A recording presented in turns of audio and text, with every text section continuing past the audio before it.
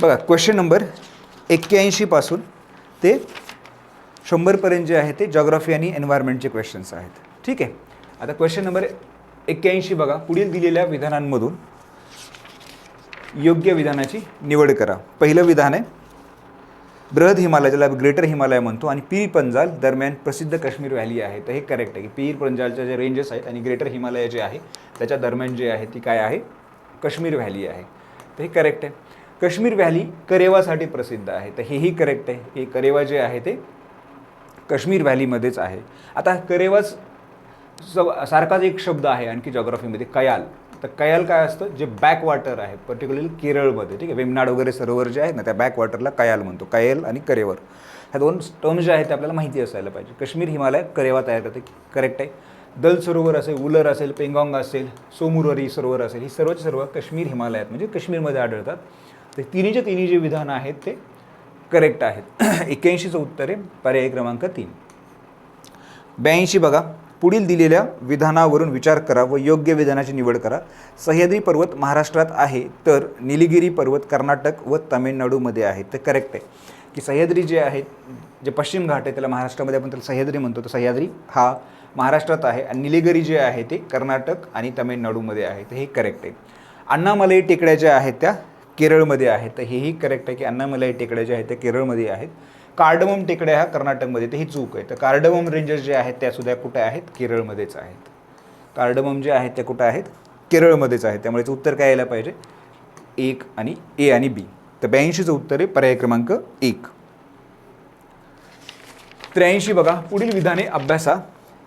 ही एक व्यापारी शेतीचा प्रकार असून यामध्ये व्यापक क्षेत्रावर एकाच पिकाची लागवड केली जाते. आता बघा, कमर्शियल फार्मिंग आहे. तर हे स्लॅश अँड बर्न आपल्याला माहिती आहे की हे काही नाही आहे, की कमर्शियल नाही आहे. त्यानंतर हे इंटेन्सिव्ह सबस्टिट्यूशन फार्मिंग हेही नाही आहे. ठीक आहे. तर ऑर्गॅनिक फार्मिंग हेही नाही. तर इथं सापडतं. कमर्शियल फार्मिंग काय आहे, तर ते प्लांटेशन फार्मिंग आहे. यामध्ये अतिरिक्त भांडवल लागतं, कॅपिटल लागतं, लेबर लागतं, हेही करेक्ट आहे. उत्पादित सर्व वस्तू ज्या आहेत त्या उद्योगाचा कच्चा माल म्हणून असतो. तर ते काय आहे, प्लांटेशन ॲग्रिकल्चर आहे. 83चं उत्तर आहे पर्याय क्रमांक 3. 84 बघा, पुढील विधानांपैकी योग्य विधानाची निवड करा. भारतात मृत्यूदर हा जन्मदरापेक्षा अधिक आहे. भारतात मृत्यूदर हा जन्मदरापेक्षा अधिक आहे, हे खोटं आहे. भारतामध्ये जन्मदर हा मृत्यूदरापेक्षा अधिक आहे, म्हणूनच आपली इथे लोकसंख्या वाढते. हे जर असं असतं तर आपली लोकसंख्या कमी होत गेली असती, ना की वाढत गेली असती. सेकंड, शिशु मृत्यूदरात 1991 पासून वाढ झाली होती, नाही तर ती कंटिन्यू घट होताना आपल्याला दिसते.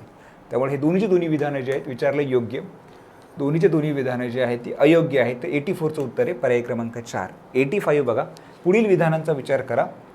पृथ्वीवरील पाण्याचे एकूण आकारमान स्थिर आहे. यामध्ये न वृद्धी करता येते ना घट करता येते. तर हे करेक्ट आहे की टोटल व्हॉल्यूम जे आहे पाण्याचं पृथ्वीवरचं सेम आहे. वॉटर सायकलमध्ये फक्त कन्वर्ट होतं एका फॉर्ममधून दुसऱ्या फॉर्ममध्ये. ठीक आहे. तर पहिलं स्टेटमेंट जे आहे ते करेक्ट आहे. आता हे बाष्पीभवन, पाऊस, वाहन, त्या पाण्याचं प्रकार, महासागर टू वातावरण, वातावरण टू जमीन, जमिनीहून पुन्हा महासागर, असा पाण्याचा गतिशील प्रवास सतत चालू असतो. आणि यालाच आपण काय म्हणतो, वॉटर सायकल म्हणतो. हे वॉटर सायकल रिलेटेड दोन्ही स्टेटमेंट्स दिलेले आहेत. त्यामुळं 85चं उत्तर काय, तर हे दोन्ही स्टेटमेंट्स करेक्ट आहेत. दोन्ही स्टेटमेंट कशा संबंधी आहेत, तर वॉटर सायकल संबंधी आहेत. 85चं उत्तर आहे पर्याय क्रमांक 3. 86 बघा, भारतातील वातावरण आणि हवामान घटकांना नियंत्रित करण्याच्या घटकासंबंधी योग्य पर्यायाची निवड करा. 86, क्वेश्चन नंबर 86 बघा,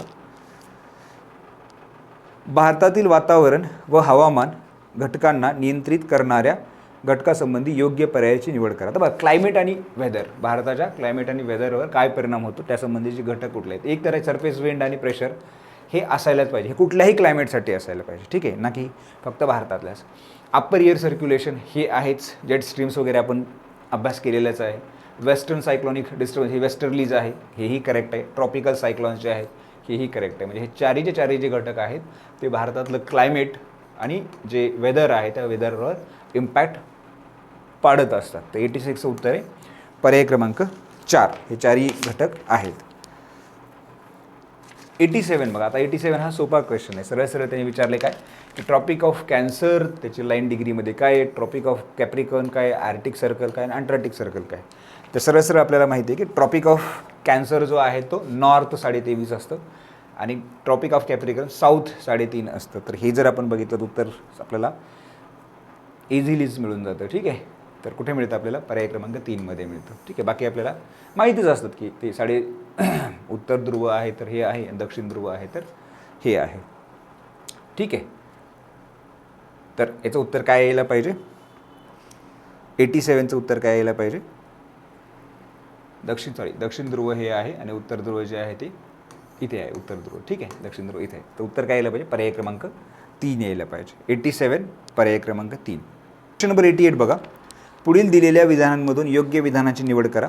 पहिले, खडकाच्या थरामध्ये मृत वनस्पती, जीवजंतू, प्राणी यांच्या अवशेषांना जीवाश्म म्हणतात. आता हे फॉसिल्स म्हणतात, हे करेक्ट आहे. पहिलं विधान जे आहे करेक्ट आहे.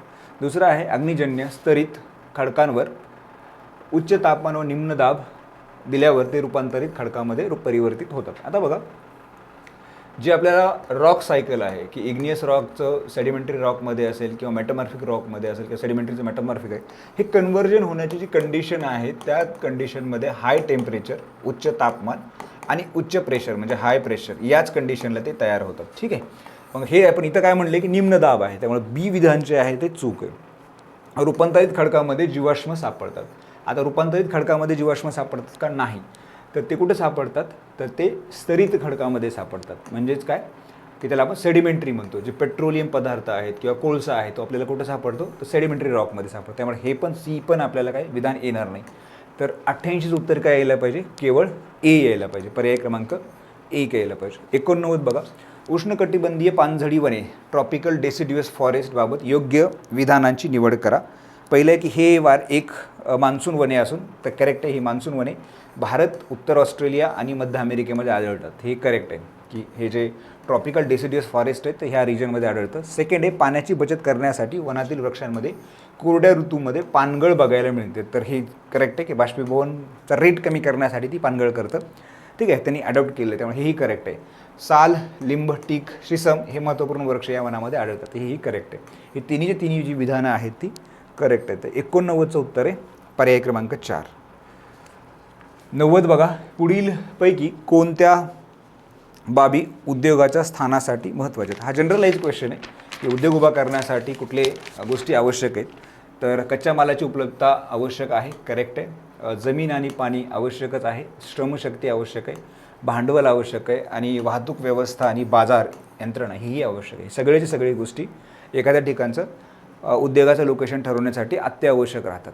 ठीक आहे, तर त्यामुळं 90चं जे उत्तर आहे पर्याय क्रमांक 4. 91 बघा.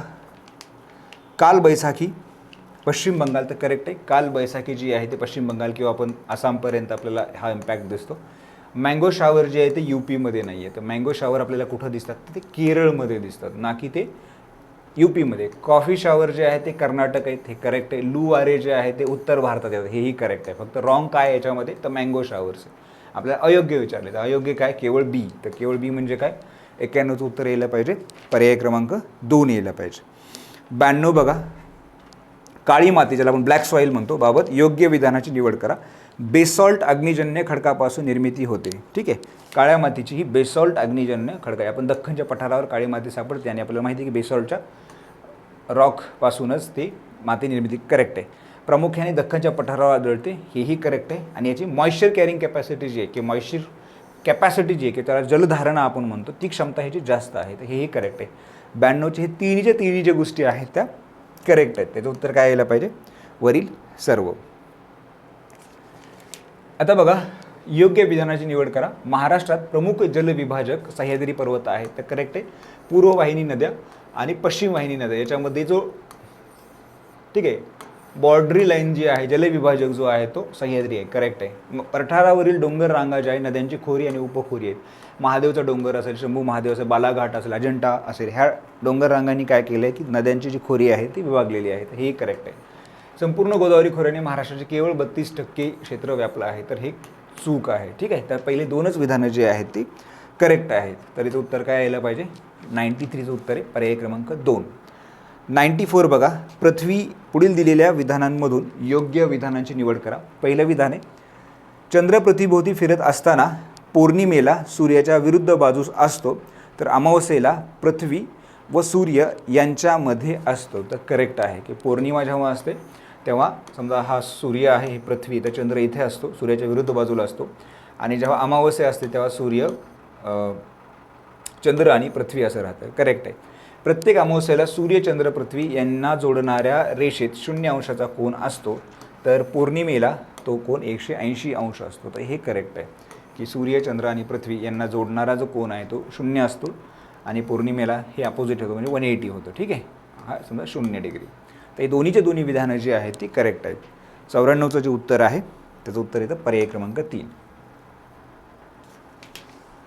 95 बघा, महाराष्ट्रात औष्णिक विद्युत केंद्राचा विकास मुख्यत्वे करून विदर्भात झालेला आहे. कारण आता बघा इथं मुख्यत्वे करून म्हणतंय. आता स्थानिक स्तरावर उपलब्ध असणारा कोळसा आहे तर 100% आहे आणि उपलब्ध कुशल मनुष्यबळ.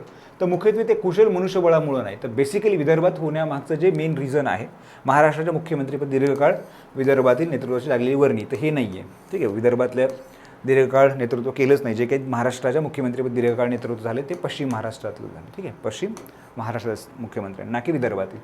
त्यामुळे याचं जे उत्तर आहे की मुख्यत्वे करून विदर्भात झाला त्याचं रिझन काय की स्थानिक स्तरावर उपलब्ध असलेला दगडी कोळसा. तर याचं उत्तर आहे 95चं पर्याय क्रमांक 1. क्वेश्चन नंबर 96 बघा. आता 96 ते 100 जे आहेत ते एन्व्हायरमेंटवर आहेत. बौद्धिक संपदा स्वामित्व हक्काबाबत संबंधित कायद्याच्या पर्यायाची निवड करा. आता बौद्धिक संपदा स्वामित्व हक्क जपणारे भारतामधले ही कायद्यांची नावं दिली. ती कायदे योग्य त्यापैकी कुठले आहेत आणि जे योग्य आहे ते सांगायचे. कॉपीराईट ॲक्ट 1957 करेक्ट आहे. GI ठीक आहे, भौगोलिक ओळख मालाची नोंदणी सुरक्षित कायदा 1999 करेक्ट आहे. ट्रेडमार्क कायदा त्याच वर्षी आला होता 99 करेक्ट आहे. पेटंट कायदा जो आहे भारतात तो 69चा आहे. आणि चारी जी हे कायदे आहेत हे बौद्धिक संपदा स्वामित्व हक्कासंबंधीच आहेत आणि हे चारी विधानं जी आहेत ते करेक्ट आहेत. त्यामुळं 96चं उत्तर आहे पर्याय क्रमांक 4. 97 बघा, केंद्रीय वन व पर्यावरण मंत्रालयाच्या प्रकल्प चित्ता, ज्याला प्रोजेक्ट चित्ता म्हणतो, अंतर्गत चित्त्याच्या पुनर्प्रवेशासाठी मध्य प्रदेश, राजस्थान या 2 राज्यातील 3 स्थाने प्रस्तावित आहेत. तर ती 3 स्थानं कोणती आहेत? आता बघा की प्रोजेक्ट चित्ता भारतामध्ये 1950ला चित्ता नाहीसा झाला जाहीर करण्यात आलेलं होतं आणि आता जे जगभरात चित्ता आहे तर आफ्रिका आणि इराणमध्ये चित्ता मिळतो. ठीक आहे. आणि भारतामध्ये जे रिलोकेशन केलं जाणार आहे किंवा पुन्हा चित्ता हे आणला जाणार आहे तर तो कुठून आणला जाणार आहे तर तो आफ्रिकेमधून आणले जाणार आहेत. ठीक आहे. तर त्याच्यासाठी जे प्रोजेक्ट चित्ता चालू केलेला आहे आणि त्यासाठी 3 जागा निवडल्या गेलेल्या आहेत. त्याच्यातल्या 1 जागा जी आहे ती राजस्थानमधली आहे आणि 2 जागा जी आहेत ते मध्य प्रदेशमधल्या आहे. तर राजस्थानमधली ती शहागड ही जागा आहे आणि मध्य प्रदेशमधली जी आहे त्या 2 आहेत, कुनो पालमपूर आणि नवरादेही आहे. ह्या 2 ठिकाणी जे आहे ते ह्या 3 ठिकाणी हा प्रकल्प राबवणं प्रस्तावित आहे. ठीक आहे. तर 97चं उत्तर आहे पर्याय क्रमांक 1. 98 पहिली व्याघ्र जनगणना कधी झाली तर ती 1972 साली झाली. तर 98चं उत्तर आहे पर्याय क्रमांक 1. 99 बघा, वायू प्रदूषणामध्ये जी 6 सर्वसाधारण प्रदूषके ही गृहीत धरली जातात त्यापैकी पुढील दिलेल्या योग्य पर्यायाची निवड करा. इथं 8 दिले तर याच्यातली 2 जी आहेत ती 2 नाही आहेत. तर ती 2 कुठली नाही आहेत? एक आहे कार्बन डायऑक्साईड जो मेजर केला जात नाही आणि दुसरा आहे मिथेन. हे 2 गोष्टी ज्या आहेत त्या मेजर केली जात नाहीत. बाकी हे PM 2.5, PM10, ozone, sulphur oxide, carbon monoxide आणि nitrogen oxide, sulphur oxide, ozone, carbon mono, PM 2.5 आणि PM10 हेच मेजर केले जातात. त्यामुळे 99चं उत्तर आहे पर्याय क्रमांक 3. आता 100 बघा, इथे प्रिंट नाही झालं तर तिसरं ऑप्शन आहे WHO आणि चौथं ऑप्शन आहे युनिसेफ. वसुंधरा परिषद पुढीलपैकी कोणी बोलवली? एक युनेस्को, सेकंड UNCED, WHO आणि युनिसेफ. ठीक, वसुंधरा परिषद त्याला आपण रिओ परिषद म्हणतो, 1992 रिओ दे जेनेरो. तर ही कोणी बोलवली होती? तर ती बोलवली होती UNCED. ठीक आहे, UNCED. ठीक आहे. तर 100चं उत्तर आहे पर्याय क्रमांक 2. ठीक आहे, थांबूयात आपण इथं. थँक्यू.